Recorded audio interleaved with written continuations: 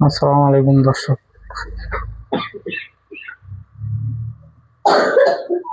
রমজানের ফজিলত সম্পর্কে কিছু বলবো। যেহেতু রমজান মাস আসছে, রমজানের গুরুত্ব তো আমরা আসলে বুঝি না।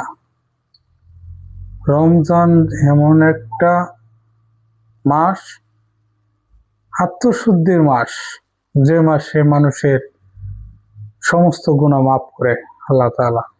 আল্লাহ তাআলা সাত আসমানের নিচে সাত আসমানে আসা আল্লাহ বলে যে, কে তোমরা আছো আমার কাছে চাও, আমি তোমাকে মাফ করে দেব, দারিদ্র দূর করে দেব। মানে যত সমস্যা আছে মানুষের সমস্যা তুলে ধরার জন্য আল্লাহ তাআলা ডাক করে, কিন্তু আমরা সেটা বুঝি না।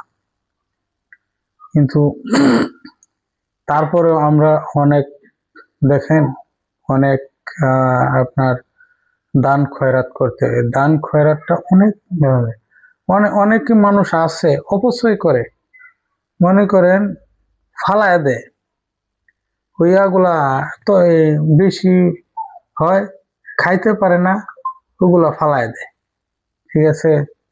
কিন্তু ও এতে একটু বাগের চেয়ে গরিব মিসকিনরে দিলে কিন্তু কমে না, তার বরকত কিন্তু আরো বাড়বো।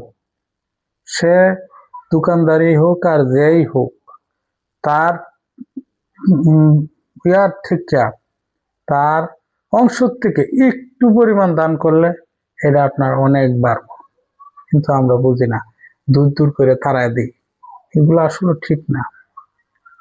আমি মনে করি এই রমজান মাসে সুযোগ পাই যে দান করার, 2-4-5টা যাই পারেন গরিব মিসকিনরে দান করেন, এতে বরকত বাড়বো। দেখা গেছে আপনি একটা অসুখ বিসুখ হইলেই ডাক্তারের কাছে যাইতে বাধ্য, না গিয়ে উপায় নাই, কারণ আপনার অসুখ।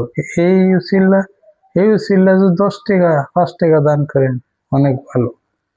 তবে এই রমজান মাস আমি একটাই সাজেশন দিব, একটাই প্রস্তাব দিব, একটাই ভাষায় আমার, যে দান খয়রাত করেন এই মাসেই, আর সময় পাবেন না হয়তো।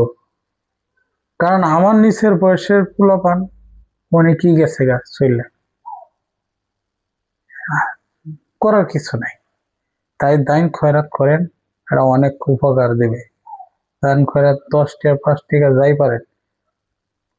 যদি মনে করেন বাংলাদেশে যতগুলো ভিক্ষুক আছে 10 টাকা করে যদি দিত নিয়মিত, তাহলে ওরা অনেক গরিব থাকতো না, অনেক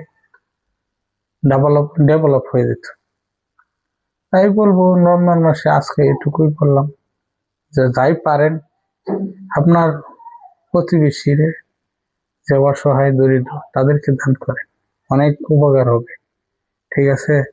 তাদের হক আছে আপনার প্রতি, হকটা পূরণ করার চেষ্টা করুন। ধন্যবাদ সকলকে। আমি আনোয়ার হোসেন তুফান।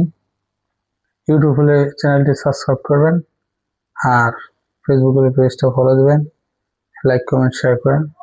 আজকের মতো এখানে বিদায় নিচ্ছি। খুদা হাফেজ। ধন্যবাদ সকলকে।